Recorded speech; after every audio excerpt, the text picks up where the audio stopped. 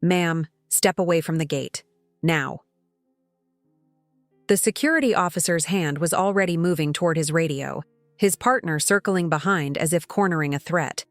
Captain Nora Mitchell stood frozen at Gate 42, her rolling suitcase in one hand, pilot's license in the other, while passengers boarding Flight 318 to Atlanta slowed to watch the confrontation unfold.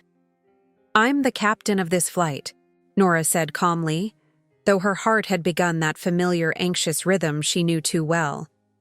"My crew ID is right here." "Sure you are."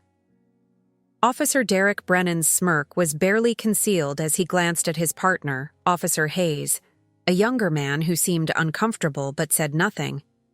"And I'm the president. Ma'am, impersonating airline crew is a federal offense. I need you to come with me quietly, or this gets a lot more complicated for you." The gate agent, a middle-aged white woman named Patricia Coleman according to her name tag, stood behind her podium with arms crossed and a satisfied expression that suggested she'd been the one to make the call.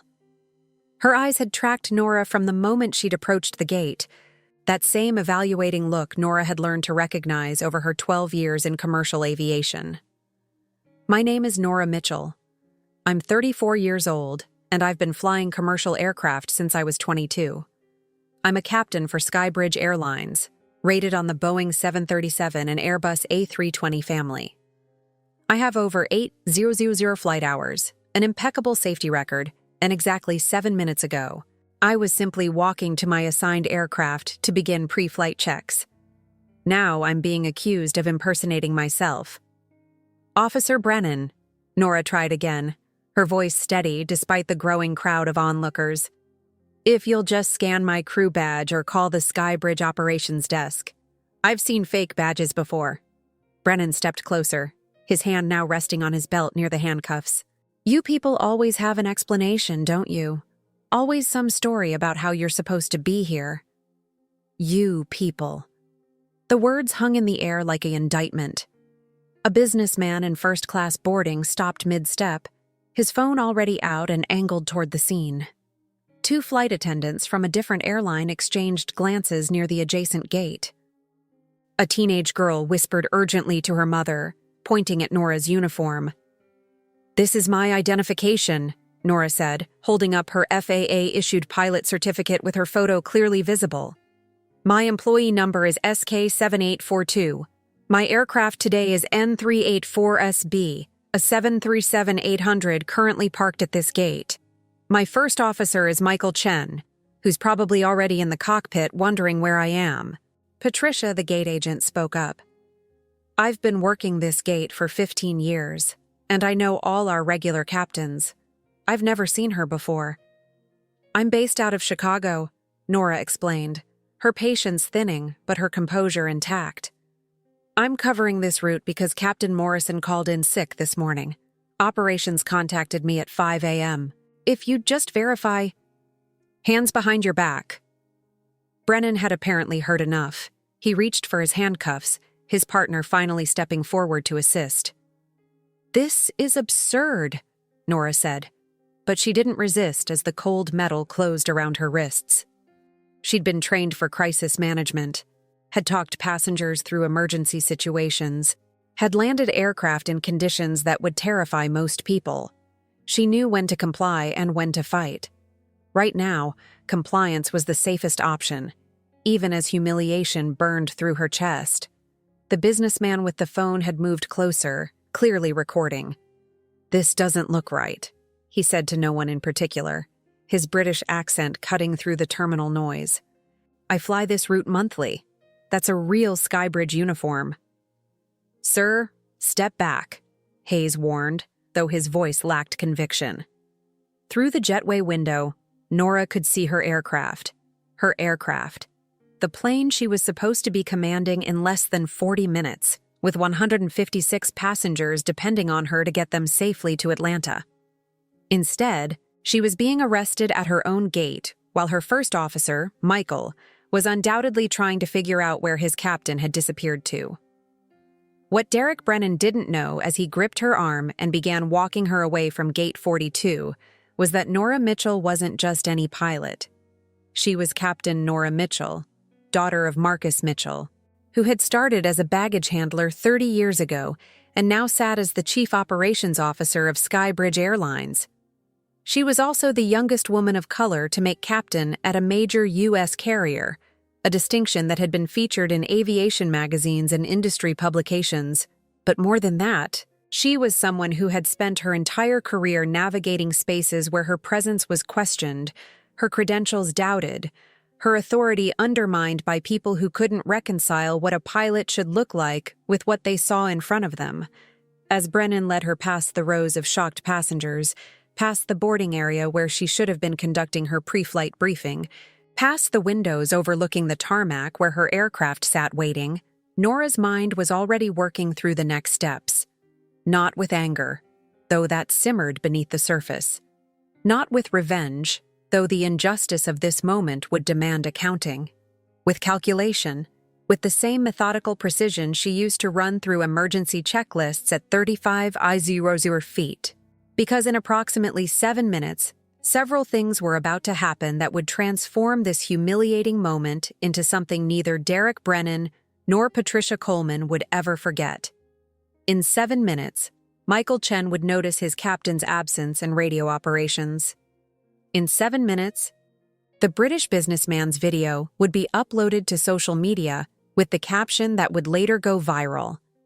And in 7 minutes, someone in Skybridge's operations center would notice the crew scheduling irregularity and begin making calls that would reach all the way to the executive floor. But Nora didn't know any of that yet as she was walked through the terminal in handcuffs. Passengers staring, children pointing, the weight of institutional bias settling over her like a familiar, suffocating blanket. What she did know was that this wasn't over, not by a long shot. If this story is resonating with you, make sure to subscribe to the channel because what happens next will restore your faith. That justice, when properly executed, can be as precise as a perfect landing. The security office was a windowless room behind the terminal's main corridor, all beige walls and fluorescent lighting that made everything look slightly sickly. Brennan shoved Nora into a metal chair with more force than necessary, while Hayes stood by the door, his discomfort now visible in the way he avoided eye contact. "Empty your pockets," Brennan ordered, positioning himself behind a scarred desk that had probably seen 1,000 similar interrogations. "Everything on the table." Nora complied silently. Her phone, the one that should have been buzzing with pre-flight communications. Her crew badge, which Brennan had already dismissed as fake. Her wallet containing her pilot's license, her regular driver's license, 3 credit cards in her name, and a photo of her father standing in front of his first Skybridge aircraft 30 years ago when he'd been promoted from the ramp. Brennan barely glanced at any of it. "Where'd you get the uniform?" he asked, leaning back in his chair with the casual arrogance of someone certain they'd caught a criminal. "Online? There are websites that sell this stuff to wannabes who think they're clever. It's issued by Skybridge Airlines," Nora replied evenly. "There's a serial number sewn into the collar. If you contact, save it for the federal agents." Brennan picked up her pilot's license, studying it with theatrical skepticism. "Pretty good fake, I'll give you that. But I've been doing this job for 18 years. I know when something doesn't add up." What didn't add up, Nora understood with bitter clarity, was her. A young black woman in a captain's uniform didn't match the mental template Brennan carried around for what authority looked like. She'd seen that same cognitive dissonance play out dozens of times throughout her career, though never quite this dramatically. She thought back to her first day at flight school in Arizona, when the instructor had assumed she was there to clean the aircraft, not fly them. To her first airline interview, where the panel had spent 20 minutes questioning whether she had the temperament for command, despite her perfect academic record. To the countless times passengers had asked when the real pilot would be coming, unable to process that the woman in the left seat was the captain. Her father had warned her. "Baby girl," Marcus Mitchell had said the day she'd told him she wanted to fly. "This industry wasn't built for people who look like us. You're going to have to be twice as good to get half the recognition. And even then, they'll find ways to doubt you. He'd been right, but he'd also taught her resilience, strategy, and the long game. Meanwhile, at Gate 42, First Officer Michael Chen was staring at his watch with growing concern. Pre-flight briefing should have started 12 minutes ago. Captain Mitchell was never late. She was one of the most punctual pilots he'd ever flown with, often arriving at the gate 30 minutes early to review weather and performance data. He keyed his radio. "Skybridge operations, this is First Officer Chen on Flight 318. My captain hasn't arrived at the aircraft. Can you confirm her status?" There was a pause before the operations coordinator, Jennifer Walsh, responded with audible confusion. "Stand by 318. According to our system, Captain Mitchell badged in at the crew security checkpoint 48 minutes ago. She should be with you." Michael walked to the cockpit door, scanning the gate area through the small window. Passengers were boarding, stowing luggage, settling into seats. No captain. He tried Nora's cell phone. It rang once, then went to voicemail. Unusual, since pilots kept their phones on during ground operations for crew coordination. "Operations, we have a problem," Michael said into his radio, his concern now shifting to genuine alarm. "Captain Mitchell is missing." Back in the security office, Nora's phone buzzed on the table. Brennan glanced at the screen. Michael Chen, FO, and silenced it without answering. "Don't even think about it," he said when Nora opened her mouth to protest. "You're not making any calls until the feds arrive." "That's my first officer," Nora said, her voice still controlled but an edge creeping in. "There are 156 passengers on that aircraft who are supposed to depart in 32 minutes. Every minute you waste on this absurd arrest delays their flight." "Good," Patricia Coleman said from the doorway, where she'd apparently followed them to witness Nora's humiliation up close. "Maybe that'll teach people not to try scamming their way onto aircraft." She turned to Brennan with a satisfied smile. "I knew something was off the moment I saw her. They never look quite right in the uniform, do they?" They. The word was even more loaded than you people had been. Hayes finally spoke up, his voice tentative. "Officer Brennan, maybe we should just verify with the airline like she's asking. It would only take a minute to—" "I know how to do my job, Hayes," Brennan snapped. "I don't need verification to recognize someone running a con. I've seen it 100 times. Someone puts on a uniform, acts confident, walks right past security because people assume they belong. Well, not on my watch." At the British businessman's insistence, the gate area had erupted into confused conversation. He'd approached two other passengers, a woman in business attire and an older man with a Pilots Association pin on his jacket, and shown them his phone video. "That's legitimate captain's insignia," the retired pilot said, squinting at the paused image. 4 stripes, Skybridge wings. "And look at how she's carrying herself. That's not someone pretending." "I fly this route twice a month for work," the businesswoman added. "I've never seen security arrest a crew member at the gate before. Something's wrong here." The British businessman, whose name was James Whitmore and who happened to be a barrister in London with a keen sense of injustice, made a decision. He posted the video to Twitter with a caption. "Watching our Skybridge Air Security arrest what appears to be their own pilot at DFW Gate 42. Captain's credentials look legitimate. This seems very wrong. Their aviation while black." Within 3 minutes, the tweet had 47 shares. In the operations center 3 miles away, Jennifer Walsh was now making rapid calls. Captain Mitchell's badge scan had been verified. Her crew assignment was confirmed. Her aircraft was at the gate with passengers boarding and no captain present. And most alarmingly, her cell phone had been called 3 times by her first officer with no response. Jennifer pulled up the security camera feeds for Gate 42. She watched the timestamp roll back 15 minutes until she saw it. Captain Mitchell approaching the gate. Patricia Coleman making a phone call. Airport security arriving. The arrest. "Oh no," Jennifer breathed. She immediately called her supervisor. Then her supervisor called the duty manager, who called the Chief Operations Officer's office. Marcus Mitchell's secretary answered on the first ring. Mr. Mitchell's office. This is Operations Center. We have a critical situation involving Captain Mitchell. She's been detained by airport security under apparent false pretenses. Is Mr. Mitchell available? There was a brief pause. Captain Mitchell? As in his daughter, Nora? Yes, ma'am. Transfer me to duty manager immediately. Mr. Mitchell will want to know about this personally. Back in the security office, Nora sat with her hands still cuffed behind her, watching the clock on the wall tick forward.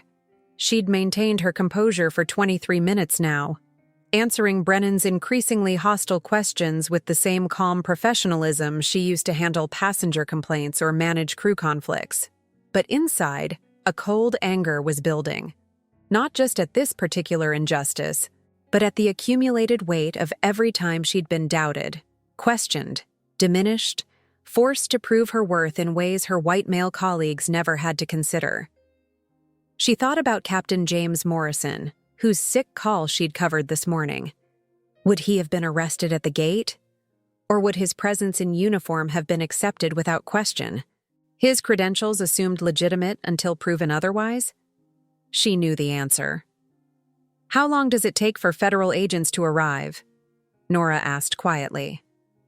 However long it takes, Brennan replied. You're not going anywhere. What Brennan didn't know was that in operations centers, control towers, and executive offices across the Skybridge network, people were already mobilizing. The machine of corporate response was grinding into motion, fueled by the realization that one of their captains, not just any captain, but the COO's daughter, was being held without cause while her flight sat grounded and her passengers waited.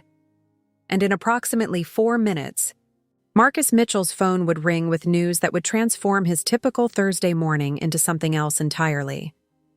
Marcus Mitchell was in a budget review meeting on the 42nd floor of Skybridge's corporate headquarters when his assistant knocked urgently. The expression on her face made him stand immediately. Sir, it's about Nora. 3 minutes later, Marcus was on a conference call with the duty manager, airport operations, and Skybridge's head of security, his voice carrying the controlled intensity that everyone at the airline had learned to recognize as far more dangerous than shouting. Let me make sure I understand this correctly, Marcus said slowly. My daughter, a captain with 8,000 hours and a spotless record, has been arrested at her own gate by airport security for allegedly impersonating herself, and she's been detained for 27 minutes without anyone verifying her credentials through proper channels. Yes, sir, the duty manager confirmed. We've pulled the security footage. It's clear she presented valid identification. The gate agent, Patricia Coleman, appears to have made the initial call to security based on, and I'm quoting from the radio transcript, suspicious appearance and behavior. Marcus closed his eyes briefly. He'd lived this himself decades ago, when passengers would refuse to believe a black man loading bags could one day become an airline executive. He'd hoped, naively perhaps, that his daughter's generation would face less of it, that her credentials, her uniform, her obvious competence would shield her from the kind of discrimination that had shadowed his own career. He'd been wrong. Get me the airport security director on the line, now. And someone needs to be recording everything that's happening in that security office. If they're violating her rights, I want documentation. Already being handled, sir. We're also pulling passenger manifests and contact information for potential witnesses. Good. Marcus's tone shifted, becoming tactical. What's the status of Flight 318? First Officer Chen is still on the aircraft. Passengers are boarding but growing restless. Gate agents are stalling, claiming minor mechanical delays, but we're now 31 minutes past scheduled briefing time. Marcus made a decision that would ripple through the entire Skybridge network within the hour. Ground it. There was a stunned silence on the conference call. Sir? The duty manager ventured carefully. Ground the flight? Ground the flight? Ground every other flight at DFW? and prepare to ground our entire operation if necessary." Marcus's voice was steel. "No Skybridge aircraft moves until my daughter is released and this situation is resolved. I don't care if it costs us $10 million. Make it happen." In the security office, Nora had shifted tactics. She'd stopped trying to convince Brennan, recognizing it as wasted effort. Instead, she'd been watching, calculating, memorizing. The way Patricia had positioned herself near the door, arms crossed, waiting for vindication. The way Hayes kept glancing at his phone, clearly uncomfortable. The way Brennan had carelessly tossed her credentials on the desk without properly examining any of them. These details mattered. They would matter later. "You're awfully calm for someone facing federal charges," Patricia observed, her tone suggesting she found this suspicious rather than reasonable. "Most people in your situation would be crying or making excuses by now." Nora met her gaze steadily. "I'm calm because I haven't done anything wrong. Eventually, someone with actual authority will verify my credentials, realize this arrest was baseless, and release me. The only question is how much damage gets done in the meantime." "Damage?" Brennan laughed. "The only person damaged here is you, sweetheart. You're looking at fines, possible jail time, and definitely a spot on the no-fly list." "Sweetheart." Nora filed that away too. Her phone buzzed again on the desk. This time the screen showed "Dad, mobile." Brennan glanced at it and, with deliberate casualness, declined the call. "Whoever's calling can wait," he said. "You're not entitled to a phone call until you're processed at the Federal Detention Center." What Brennan had just done, Nora realized with a flash of strategic clarity, was refuse a call from the chief operations officer of the airline whose security checkpoint he was operating within. That would be documented. That would matter. At Gate 42, chaos was beginning to replace confusion. Michael Chen had emerged from the cockpit to speak directly with operations, his radio conversations growing increasingly urgent. Passengers were checking their phones, noticing the departure time had come and gone with no explanation beyond vague references to delays. James Whitmore's tweet had now been retweeted 340 times, picked up by several travel bloggers and an aviation watchdog account with 50,000 followers. The replies ranged from outrage to disbelief to sadly familiar stories from other pilots of color who'd faced similar treatment. A CNN producer in Atlanta, scrolling through her Twitter feed during a slow news morning, paused on the video. She watched it twice, then forwarded it to her assignment editor with a note. "This might be bigger than it looks. Skybridge pilot arrested at DFW. Checking with sources." In the operations center, Jennifer Walsh was coordinating what had become a multi-departmental crisis response. Legal was being briefed. Public relations was monitoring social media. The CEO's office had been notified. And most significantly, Marcus Mitchell had issued an order that had sent shockwaves through every Skybridge facility. Full ground stop until further notice. On the operations floor, screens that normally tracked hundreds of flights began showing a cascade of delayed status updates. Departures from DFW halted. Gates at other airports held aircraft rather than pushing back. The carefully orchestrated ballet of commercial aviation disrupted entirely because one security officer at one gate had made an assumption about who could and couldn't be a pilot. "Operations to all Skybridge stations," Jennifer broadcast on the company frequency. "By order of the COO, we are implementing an operational hold. No departures until further notice. Ground crews maintain positions. Flight crews remain with aircraft. This is not a drill." Back in the security office, Nora heard her phone buzz repeatedly with incoming messages. She could see the screen from her chair. Operations alerts, crew scheduling notifications, missed call notifications stacking up. Brennan seemed to take satisfaction in ignoring each one. "Looks like you've got friends worried about you," he said mockingly. "Maybe they're in on the scam too. We might need to start investigating everyone who's contacted you." Hayes, who'd been silent for the past 10 minutes, finally spoke up again. Officer Brennan, those notifications are from Skybridge Operations, official crew communications. I really think you should remember your place, Hayes. Brennan cut him off sharply. I'm the senior officer here. I make the calls. Patricia nodded approvingly. Finally, someone who doesn't fall for these elaborate stories. You'd be amazed what people will try these days. They think if they act confident enough, dress the part, nobody will question them. Exactly, Brennan agreed. It's all about confidence and costume. But I've been trained to see through it. Nora almost smiled at that. Trained to see through confidence and competence when it came in an unexpected package. Trained to doubt credentials because they didn't match preconceived notions about who belonged in positions of authority. She wondered what Brennan's training manual would say about the situation currently unfolding across the airport, where his split-second judgment call based on bias rather than evidence was cascading into an operational crisis that would cost the airline millions and likely end multiple careers. She wondered if he'd recognize his own role in it when everything came crashing down. Her phone buzzed again. This time the screen showed Skybridge Legal. Brennan reached over and turned the phone face down on the desk, silencing it. Persistent, aren't they? He commented. Yes, Nora thought. And that persistence, that escalating urgency in the communications he was so casually dismissing, should have been his first clue that something was very wrong with his assumptions. But men like Derek Brennan, she'd learned, rarely questioned their own judgment until it was far too late. They mistook confidence for correctness, authority for accuracy. And they never imagined that the person they'd dismissed could be someone whose absence would be noticed not just by colleagues, but by entire operational networks.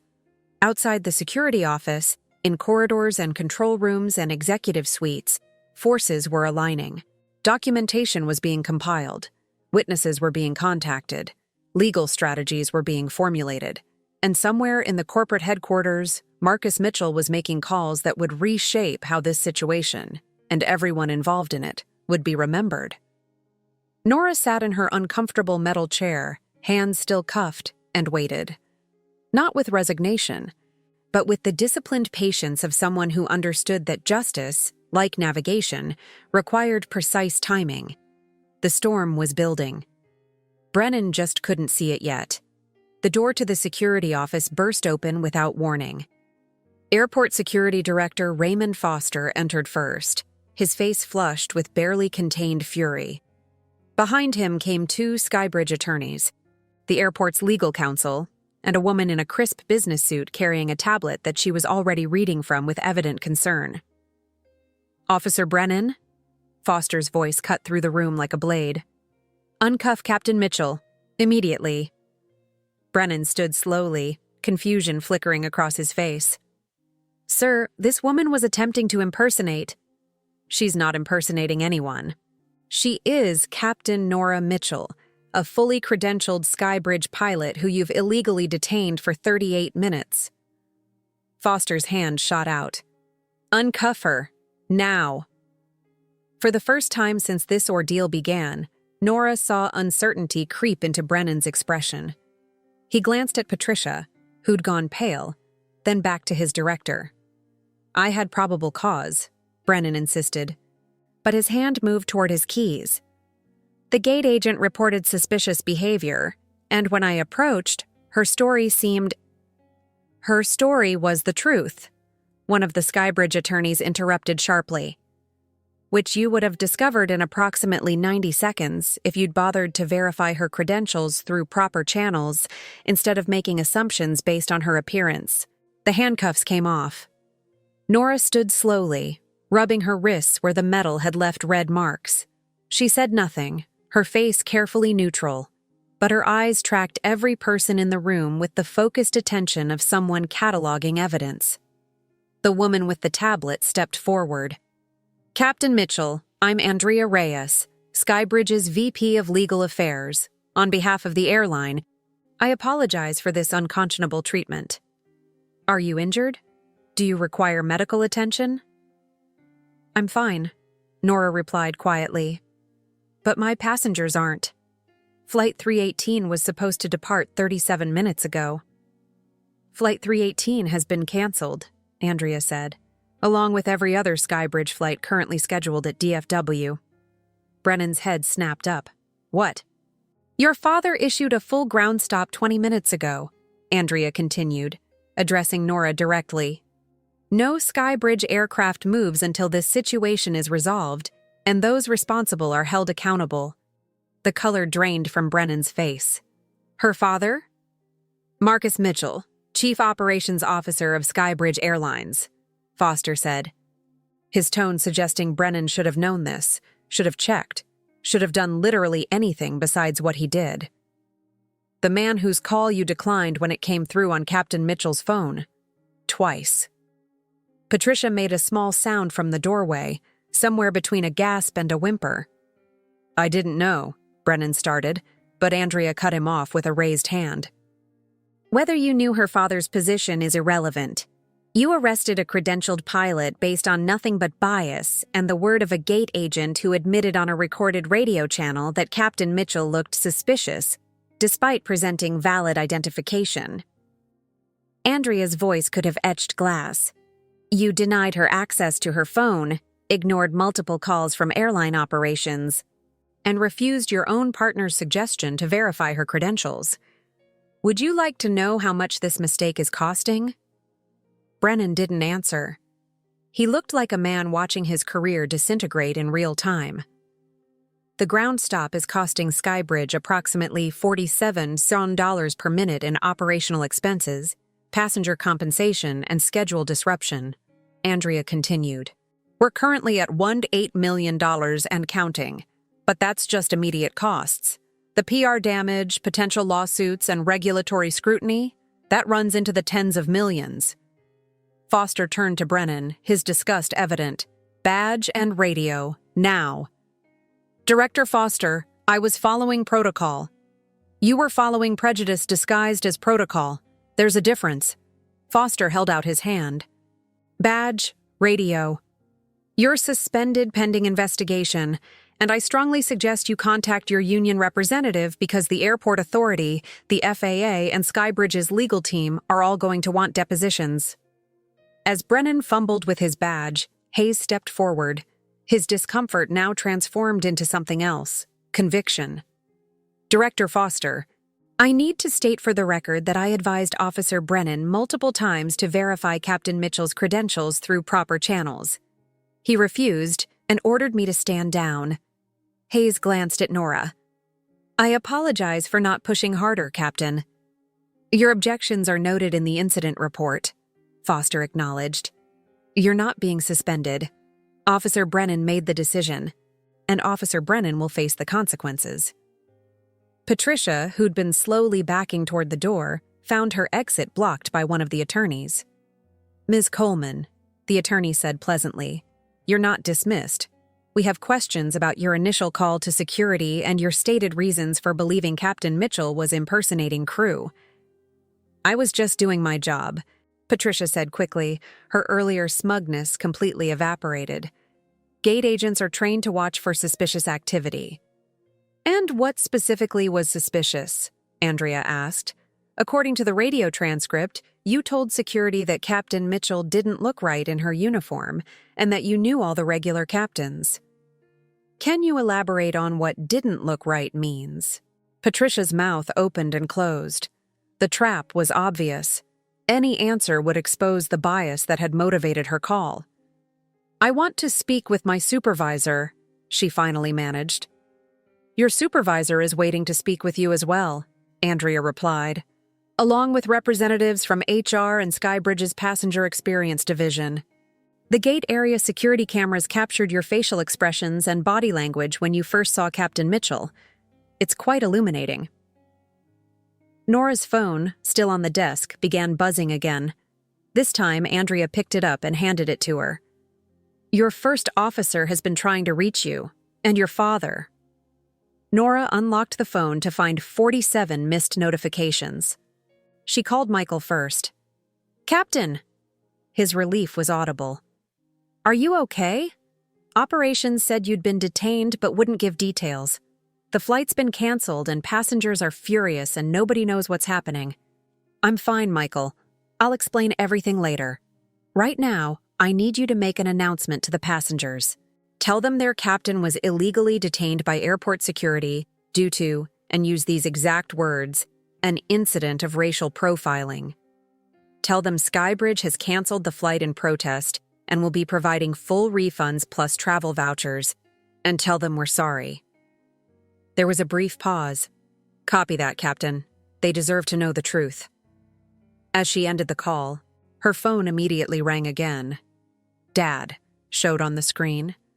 Hey, she said softly, and despite her composure, her voice wavered slightly on that single syllable. Baby girl. Marcus's voice was tight with controlled emotion. Are you hurt? No.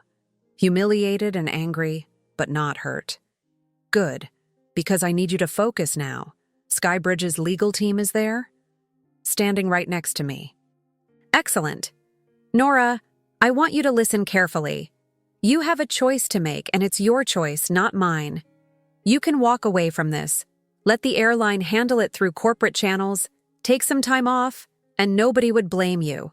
Or, he paused, you can fight, publicly, legally, systematically. Make this mean something beyond one incident. But that path is harder and longer. Nora looked at Brennan, now badgeless, his earlier arrogance replaced by dawning horror at what he'd done. She looked at Patricia, squirming under legal scrutiny. She thought about every pilot of color who'd been questioned, doubted, stopped, and searched because they didn't match someone's mental image of who belonged in a cockpit. I'm fighting, she said clearly, all the way. She could hear her father's smile through the phone. That's my girl. Andrea has full authority to proceed. And Nora, I'm proud of you. Not just for how you're handling this, but for every day you've put on that uniform despite knowing this could happen. After disconnecting, Nora turned to Andrea. What happens now? Now, Captain Mitchell, we document everything. We're filing a formal complaint with the FAA regarding security protocols that enabled this detention. We're pursuing civil rights violations against Officer Brennan personally. We're reviewing Ms. Coleman's employment for discriminatory practices. And Andrea smiled grimly. We're making this very, very public. The video, one of the other attorneys said, looking up from his phone. The British passenger who filmed the arrest? His tweet has gone viral. 43,000 retweets and climbing. CNN just picked it up. This is national news. Brennan sank into the chair Nora had occupied, the weight of his situation clearly settling on him. I didn't mean...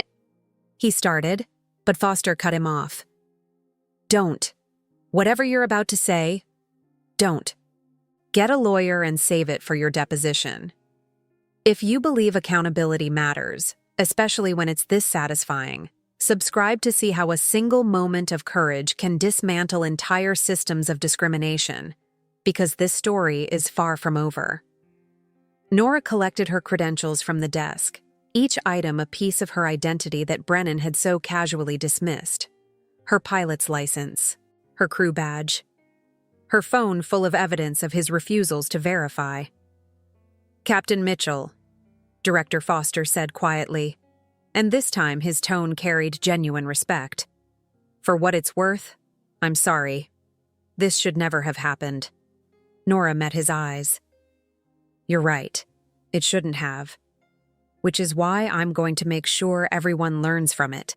She walked out of the security office with her head high, attorneys flanking her, leaving behind two people whose careers had just ended because they'd confused their prejudices with their judgment. The real consequences were only beginning. 6 months later, Nora stood at a podium in the grand ballroom of the Washington Hilton, addressing 800 aviation professionals at the National Pilots Association annual conference. Behind her, a screen displayed the now infamous video, her arrest at Gate 42, played silently on loop. That's me, she said simply.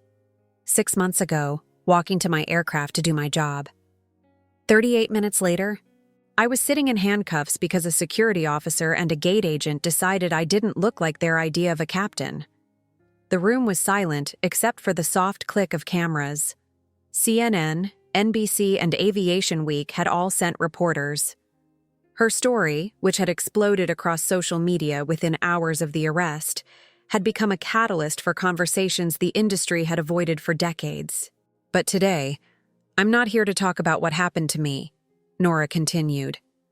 I'm here to talk about what happened because of me, the changes that came from that moment of injustice. She clicked to the next slide, showing a policy document. The FAA has implemented mandatory bias recognition training for all airport security personnel who interact with flight crews. Not optional, mandatory. Every major U.S. airport now has a direct verification hotline to airline operations that must be used before any crew member can be detained. Another click. Another policy. Skybridge Airlines created the Equity in Aviation Initiative, a $10 million fund dedicated to supporting pilots of color through training, mentorship, and legal assistance when they face discrimination. 3 other major carriers have since launched similar programs. She paused, letting the magnitude sink in. Officer Derek Brennan was terminated from airport security and is currently facing a federal civil rights lawsuit. His case has been used as a training example in TSA academies nationwide for what happens when officers substitute bias for procedure. Patricia Coleman was fired from Skybridge after an internal investigation revealed she'd filed complaints about 5 other pilots of color over the past 2 years, each time citing suspicious behavior that was never substantiated. The British businessman, James Whitmore, sat in the 3rd row, nodding. His video had been viewed 12 million times. He'd testified in 3 separate investigations, refusing to let the incident fade quietly into corporate memory. My father, Chief Operations Officer Marcus Mitchell, used to tell me that being twice as good gets you half as far when you don't look like what people expect, Nora said. But here's what that day taught me. Sometimes you don't need to be twice as good. Sometimes you just need to refuse to accept being treated as less than human. And sometimes, when one person stands firm, systems start to change. In the audience, Captain James Morrison, the pilot whose sick call Nora had covered that fateful day, wiped his eyes. He'd sent her flowers and a handwritten apology, convinced that if he'd been there, none of it would have happened. She'd told him he was probably right, and that was exactly the problem they needed to fix. 3 rows behind him sat Michael Chen, her first officer, who'd learned that day that silence in the face of injustice makes you complicit. He'd since joined the Equity in Aviation Initiative's advisory board. The settlement from Skybridge's lawsuit on my behalf will fund scholarships for 20 aspiring pilots from underrepresented communities, Nora announced. 20 future captains who won't have to face what I faced, or at least they'll face it less often, in an industry more prepared to support them. She clicked to a new image, her father standing next to her at her promotion ceremony. Last month, I was promoted to senior captain and appointed to Skybridge's Safety and Standards Committee. I'm the youngest person and the first woman of color to hold that position. Not because of what happened, but despite it. Because I earned it with 8,000 hours, a perfect safety record, and a refusal to let anyone make me smaller than I am. The applause was thunderous. What Nora didn't mention, though several reporters already knew, was that Derek Brennan had filed for bankruptcy 3 months ago. His legal fees had overwhelmed him, and no security company would hire someone whose name had become synonymous with racial profiling. His wife had left him. His life had imploded in the wake of a 7-minute decision built on a lifetime of unchallenged bias. Patricia Coleman had fared slightly better, having secured a position at a small logistics company far from the aviation industry. But her LinkedIn profile, forever linked to news articles about the incident, ensured that her career ceiling was permanently lowered. She'd issued a public apology that her lawyer had clearly written, full of phrases like learning experience and unconscious bias that rang hollow to anyone who'd heard her recorded comments about pilots who never look quite right. The settlements, the policy changes, the public humiliation, all of it was documented, cataloged, taught in business schools as a case study in how institutional bias could cost corporations millions and destroy individual careers in minutes. But more than the professional consequences, something deeper had shifted. Airport security officers at major hubs now thought twice before making assumptions. Gate agents underwent quarterly training that included watching the video of Nora's arrest, followed by discussion sessions about what signs of bias they could recognize in themselves. Pilots of color reported fewer incidents of being questioned or stopped, and when issues did arise, there were now clear protocols and accountability measures. The system wasn't perfect. Nora knew that. 6 months couldn't undo decades of ingrained prejudice, but it was better. Measurably, documentably better. After the conference, Marcus Mitchell found his daughter in the hallway, straightening her captain's insignia in her reflection on a window. "Your mother would be so proud," he said softly. Nora's mother had passed when she was 16, but had been the one to first take her to an air show, to first plant the seed that girls, black girls, could command aircraft if they wanted to badly enough. "I hope so," Nora replied. "I hope she'd think it was worth it." "Worth it?" Marcus shook his head. "Baby girl, you turned the worst day of your career into a movement. You took humiliation and transformed it into policy change. That's not just worth it. That's legacy." 2 weeks later, Nora walked through DFW Terminal B, headed for Gate 42. She'd specifically requested this gate, this route. First time back since the incident. The gate agent, a young Hispanic woman named Sofia Rodriguez, looked up and smiled with genuine warmth. "Captain Mitchell, welcome back. It's an honor to have you at my gate." "Thank you, Sofia. I just want you to know," Sofia said quietly, glancing around to ensure they weren't overheard. "What happened to you? It changed things for all of us. The training, the new policies, the way management talks about respect and dignity. It matters. Thank you for not staying quiet." Nora nodded, moved by the unexpected gratitude. "We all deserve to be seen for who we are, not who others assume we are." In the cockpit of Flight 318, the same route, the same aircraft number, a symbolic completion of the journey interrupted 6 months ago. Nora ran through her pre-flight checks with practiced precision. Michael Chen was her first officer again, and they'd developed a shorthand that made them one of the most efficient crews in the fleet. "Ready, Captain?" he asked. "Ready."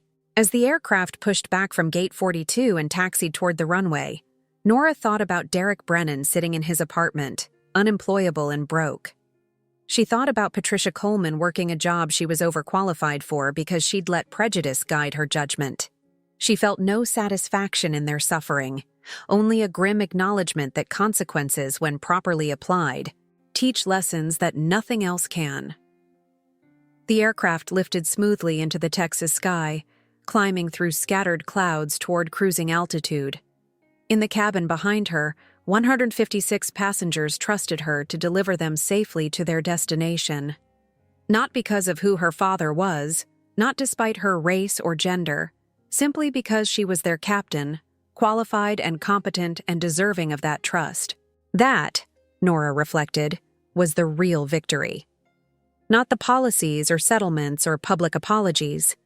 The victory was in the next generation of pilots who would face fewer obstacles because she'd refused to accept unacceptable treatment. The victory was in gate agents and security officers who now paused before making assumptions. The victory was in passengers who saw her in the cockpit and simply thought, "There's my captain," without the cognitive dissonance that had poisoned Derek Brennan's judgment. "Flight 318, you're cleared direct to Atlanta. Climb and maintain flight level 350, Air Traffic Control announced. "Roger, cleared direct Atlanta, flight level 350, flight 318, Nora replied, her voice steady and professional, the voice of someone who'd earned her place and refused to be diminished. Sometimes justice isn't just about punishing the guilty. Sometimes it's about transforming systems so the next person doesn't have to fight the same battles. Sometimes it's about standing firm in who you are until the world adjusts its lens. And sometimes, the best revenge isn't revenge at all. its excellence sustained despite opposition, its dignity maintained under duress. It's the refusal to let anyone else's limited imagination define your possibilities. As the aircraft leveled at 35,000 feet and the seatbelt sign chimed off, Nora allowed herself a small smile. She was exactly where she belonged, doing exactly what she was meant to do, and no one would ever again make her doubt that truth. If this story moved you, inspired you, or reminded you that standing up against injustice, even when it's uncomfortable, can change entire systems, make sure you're subscribed. Share this with someone who needs to hear that their dignity is non-negotiable and their presence in any space they've earned is legitimate. Because the fight for equity doesn't end with one policy change or one viral video. It continues with every person who refuses to accept being treated as less than they are, and every ally who refuses to stay silent when they witness injustice. The world changes one refused indignity at a time. One captain standing firm at a gate. One security director holding his officers accountable. One father grounding an entire airline to protect his daughter's humanity. One passenger recording evidence instead of looking away. Captain Nora Mitchell didn't just ground flights that day. She grounded assumptions, biases, and the comfortable fiction that appearance determines competence. And in doing so, she cleared a runway for everyone who'd come after her. That's not just justice. That's transformation.